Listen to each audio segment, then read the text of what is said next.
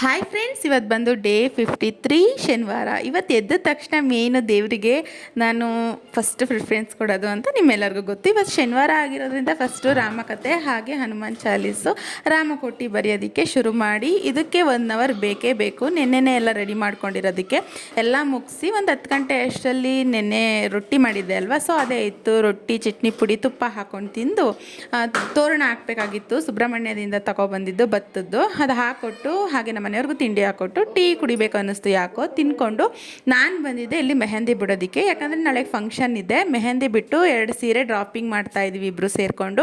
So ಎಲ್ಲ ಮಾಡಿ 3 ಜನಕ್ಕೆ ಮೆಹಂದಿ ಬಿಟ್ಟು 2 ಸೀರೆ ಡ್ರಾಪಿಂಗ್ ಮಾಡಿ. ಸೊ ಇವತ್ತಿನ ದಿನ ಹೀಗೆ ನಮ್ಮದು ಕಳೀತು. ಸೊ ನಾಳೆಗೆ ಮೇಕಪ್ದು ಎಲ್ಲ ವೀಡಿಯೋ ಇರುತ್ತೆ, ಮಿಸ್ ಮಾಡಿದೆ ನೋಡಿ. ಇವತ್ತಿನ ದಿನ ಈ ರೀತಿ ಇತ್ತು. ಸೊ ಹೆಣ್ಮಕ್ಳು ಅಂದರೆ ಏನಾರ ಫಂಕ್ಷನ್ ಅಂದರೆ ಮುಂಚಿತವಾಗಿ ಎಲ್ಲ ರೆಡಿ ಮಾಡ್ಕೊಳ್ಳೋದು ನಿಮ್ಗೆ ಗೊತ್ತಿರುತ್ತೆ. Thank you for watching. Bye.